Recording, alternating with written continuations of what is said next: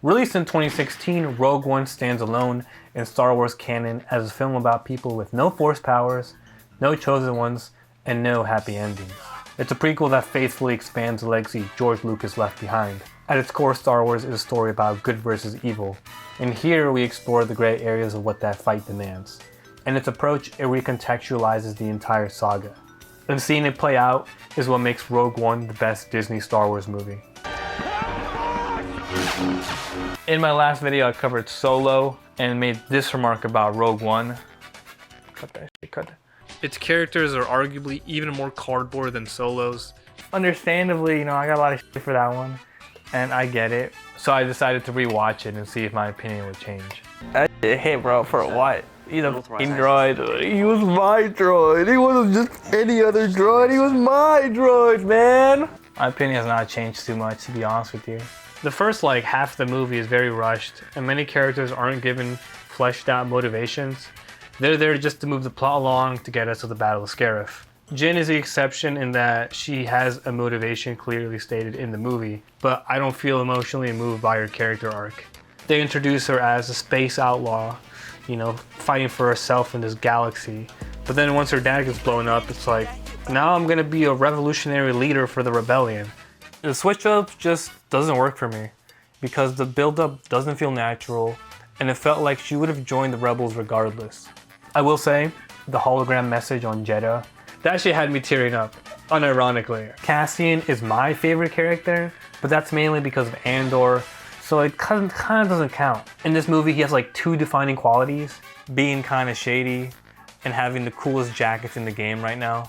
And the only lore drop we get is that one line where he's talking to Jyn and he says, "I've been in these fights since I was 6 years old." Then there are the other characters that are just kind of there. Bodhi is purely a plot device to let the rebels know about the Death Star. Like you watching right now, can you tell me anything about him besides getting sucked off by the Octusi? Oh, no, you're right. There was that one moment. Even Chirrut and Baze have the same issue of being shallow. A Force monk trained in martial arts is badass. And equally badass is a dude with a big gun. Compelling archetypes that could have been really cool to explore, but they don't. And I understand there's only so much they can do within the film's limited runtime. My main issue is that they're down to sacrifice themselves because the Force told me to join your fight. Which works because it's Star Wars, but it still feels cheap. What do you guys think? Am I tweaking here? Am I just a hater? To me, these characters are just kind of bland. Except K2. He's perfect. That's my guy. There are a lot of explosions for two people blending in. Damn, that's gold! That's not to say these characters are bad additions. They just take screen time that could have been better allocated to Jyn, Cassian, or Bodhi. Despite that, I really enjoyed following this party. It was so much fun. Like A New Hope, it's a ragtag group coming together for a greater cause. They don't have the same level of charisma or chemistry, but it's still a good time.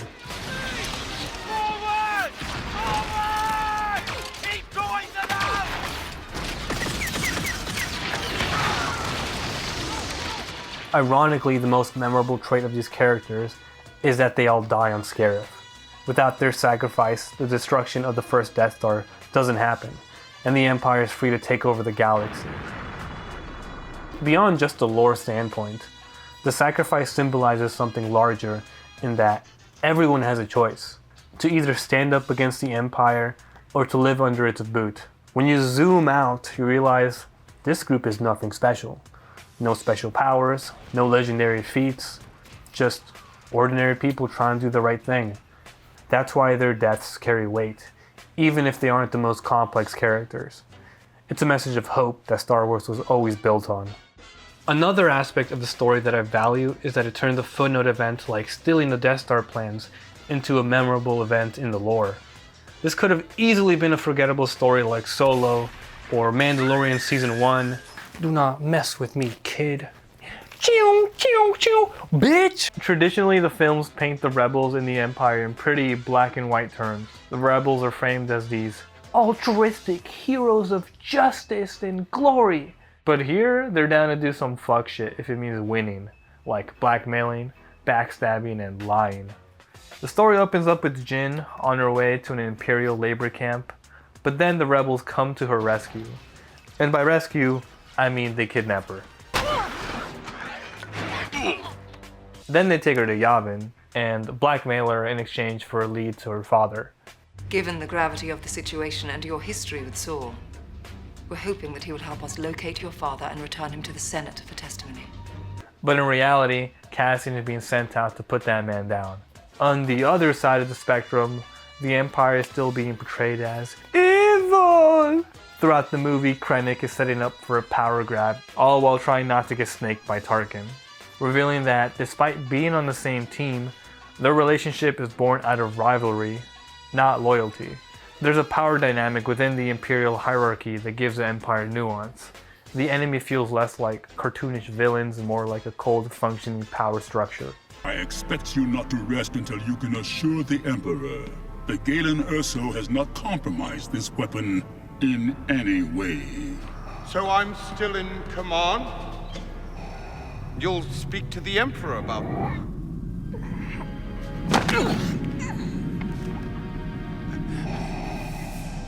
Be careful not to choke on your aspirations, Director. The struggle between light and dark is at the core of Star Wars. It's what makes the story so compelling. But the sequels feel very hollow compared to the other entries. They just don't feel like Star Wars. So the question is, what exactly makes something feel like Star Wars? At first glance, you might point to the sound effects. Or maybe it's the planets, the Jedi, or the music kicking in at exactly the right moment.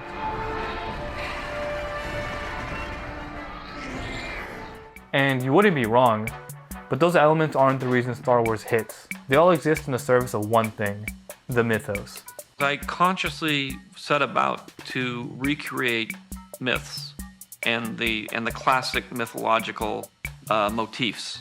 I wanted to use those motifs to deal with issues that existed today. Mythos is the shared set of stories, ideas, and symbols that give a world its meaning. It's a foundation of how a society understands itself, what values it upholds, and how things work. These ideas are embedded into the world without needing to be explained outright. The creator shapes the design elements to communicate a worldview. What matters isn't only what's on screen, but the ideas shaping it from underneath. One is our relationship to machines, which are fearful but is also benign. And they're an extension of the human. Not the issues of friendship and your obligation to your fellow man and to other people that are around you. It's expressed through every design element like sound design, music, costumes, visual motifs, etc., etc. For example, the Death Star symbolizes Imperial power. The city of Jeddah represents the fading echo of the Jedi. And the chosen hero to bring balance to the Force is, of course, Gunk Droid. The whole culture has to be designed. What do they believe in? How do they operate? What are the economics of the culture?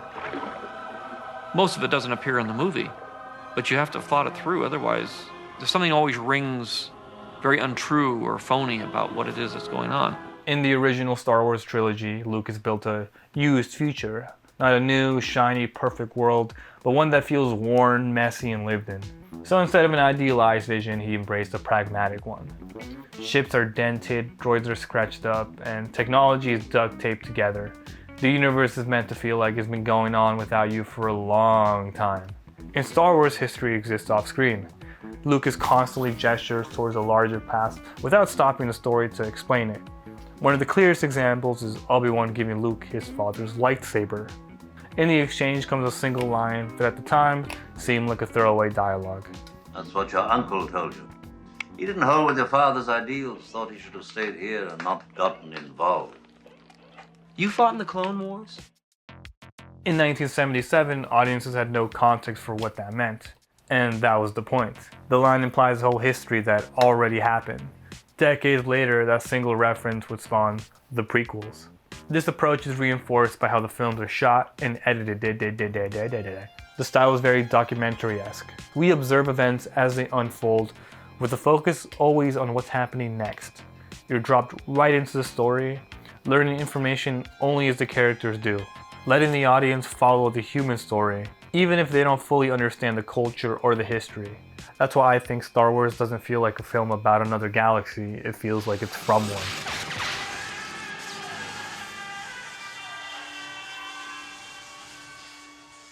The 6 films Lucas made serve as period pieces, capturing the moments in a much larger, ongoing history. On the surface, A New Hope is filled with freaky-looking aliens, strange locations, and the space wizards waving their laser swords. But once you strip that away, the story is familiar. At its core, it's a myth about a knight teaming up with a wizard to rescue a princess. That balance between documentary-like realism and timeless fantasy is what makes Star Wars work. What if you could go with them? Well, you can. Tomorrow at a theater near you. Star Wars, rated PG. Rogue One inherits that same sense of realism by turning Star Wars into a boots-on-the-ground mission. The Battle of Scarif shows the rebels' sacrifice and raises the stakes of the Battle of Yavin, and that's what makes the final victory that much more satisfying. I think the Episode 4 Easter eggs were done tastefully for the most part. Red 5 gets taken out at Scarif, and then later in Episode 4, Luke takes that same spot in the Battle of Yavin, or seeing that Red and Gold Leader pop up again. I don't know why these two were in here, it kind of pisses me off. Am I the only one getting tilted by this? The end of Rogue One and the beginning of A New Hope are like hours apart, which is really cool continuity thing going on there. It's one of my favorite battles just because of the circumstances surrounding it. But the rebels have always been the underdogs, but here it feels even more hopeless. A small band of rebels sneak onto this massive base, then have to make their way into the guarded facility, then find the plans, then go to the big broadcast center in order to transmit those plans, then expecting just to like sneak out. Looking at Scarif purely from a visual standpoint, it's distinct from anything we've seen before in the movies. The bright blues and tropical beach setting resemble something out of World War II Pacific theater. And it also reminds me of Lohan from KOTOR. You know, I also adore the design choices, like the TIE Fighters, the Shore Troopers, and even the architecture felt really unique to Scarif, implying that the Empire has been on the planet for a long time. Since I'm already glazing here, the K2 droids and Death Troopers are so sick! It's nice for once to see ground troops who are actually a threat. They make the Empire feel way more scary than the typical goofy stormtroopers. And speaking of menaces, we gotta talk about the Darth Vader scenes. That shit's hype. Oh my god, Mustafar Darth Vader scene! It is the most R-rated thing Disney has done in the last 20 years. It's genuinely brutal to see him just slaughter all the rebels, and it shows what the fuck they're up against. For me, it's easily one of the best Darth Vader moments in the movies. Depending on the day, I could put it above the Episode 6 fight, purely off spectacle. Is that the Grim Reaper? These design elements may seem minor, but they deepen the mythos, showing that the rebellion's victory comes at a great cost. Despite winning the Battle of Scarif, it's a bloodbath. Nearly every rebel involved is killed. The main ensemble is picked off one by one, sacrificing their lives not for glory, but for a greater good. It marks the first time in Star Wars that an entire main cast is permanently killed off. At least for now, because Disney would be just bringing back anybody at this point. Rogue One meaningfully expands the Star Wars mythos, unlike many of the other Disney-era films that either recycle familiar ideas or actively undermine it. Instead of building on the existing mythology, they rely on surface-level nostalgia and spectacle while ignoring the deeper ideas that actually give the story weight. It's missing that human soul that the other ones had. As a result, the universe stops feeling like a place shaped by history and starts feeling like a contrived fairy tale. For all their flaws, the prequels introduce the importance of myth building. They introduce new cultures, political system, philosophies, all the way down to the gun designs. The level of detail that even surpasses the original trilogy. Each culture has to have its own kind of weapon, which reflects the ideology of that particular culture and what they think about and the way they do things. By comparison, much of the Disney-era struggles add lasting meaning to the mythos. We have 4 movies to talk about, so let's be quick about this. Force Awakens lives in the shadow of the original trilogy, recycling ideas and imagery that feel really overbearing. While the approach does work to reintroduce Star Wars to modern audiences, after rewatching it a couple times, you can see how heavily it relies on what came before. It leans on the past as a storytelling crutch instead of building its own identity. And I'm not arguing these elements can never be reused, but here it feels creatively lazy. Despite me despising, loathing, hating Last Jedi, it comes closest to carving its own place in the saga by subverting expectations. It challenges Luke's role as the hero, introduces never-before-seen Force abilities, and explores themes of greed through Cantonica. On paper, these ideas are bold, unique, and interesting. The problem is that it undermines the existing mythos in a way that feels tasteless rather than thoughtful. Luke's motivations feel fundamentally out of character. The new Force abilities lack any meaningful explanation, and the Cantonica side quest feels genuinely pointless. Why are we dedicating over a third of a movie to the side quest? Dumb as shit. Instead of feeling organic, these moments feel forced, prioritizing shock and subversion over meaningful world building. Solo, like Rogue One, explores stories outside the main Skywalker saga, following a young Han Solo making his way through the galaxy. My favorite parts of the movie were his time on Mimban, meeting Chewbacca, joining Crimson Dawn, and completing the Kessel Run. The film is really fun to watch and gives a glimpse into the galactic underworld. You will never find a more wretched hive of scum and villainy. What holds it back is that narratively, it spins its wheels, spending way too much time on action set pieces without letting the characters evolve. Han drifts through the story rather than being shaped by it, making his choices feel inconsequential and trivializing the events of the film. The Rise of Skywalker is the worst offender. Oh my god. A hollow film that offers almost no meaningful narrative progression while undoing the development of the previous two movies. It relies very, very heavily on nostalgia. While it does introduce some interesting ideas like the Knights of Ren and Exegol, they exist only as backdrops, never being meaningfully explored. The movie does not feel like a creative conclusion. It feels like a corporate checkbox just to finish off the trilogy. Overall, the sequels feel narratively disjointed with no through lines that tell an overarching story, lessening the impact on viewers on a deeper, more emotional level, unlike the previous ones. For all the realism Rogue One brings to the mythos, it isn't exempt from the Disneyism. They address the audience through nostalgic callbacks and self-aware quips that pull away from Lucas's idea of observing reality. It's not as egregious as The Rise of Skywalker or Solo, but it's noticeable. But despite these shortcomings, it adds weight and texture to the mythos in a way no other Disney-era film has managed to.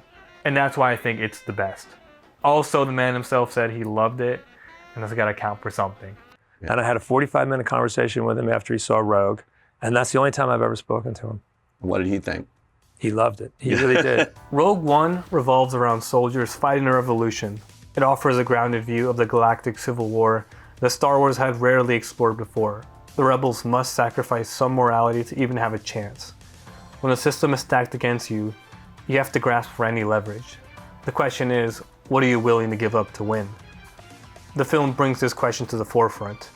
It mirrors real-life revolutions that are muddied with evils from both sides. There will never be a clean-cut path to change. It's a constant struggle that requires commitment. This tone anchors the universe in reality, making the stakes feel like they actually matter. I believe this philosophy built into the mythos as an important aspect of Star Wars. It cements itself as a piece of history, with a potent message that no other Disney film has managed to do. Being a hero is not about glory, but fighting for what you think is right.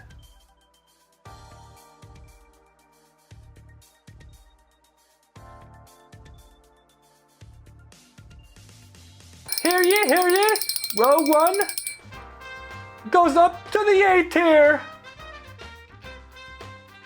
If you made it this far in the video, thank you for watching. This one took a hot minute to make.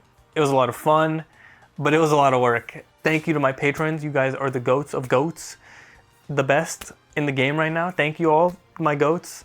If you're still watching this video, next video is gonna be either the new Mandalorian movie that's coming out in March, or it's going to be me talking about the Battlefront 2 campaign, because I've heard some good stuff about it, so I want to see what it's about, and I never played it, so yeah, so one of those two. Don't quote me on that. If you want to see me cover something else, leave a comment below. I'm down for any kind of Star Wars content, just not episode 1. Please don't make me do that. And with that, I'll see you guys in the next one. Bye bye. Bye bye. Bye bye. Bye bye. Bye bye. Bye bye. Bye bye. Bye bye.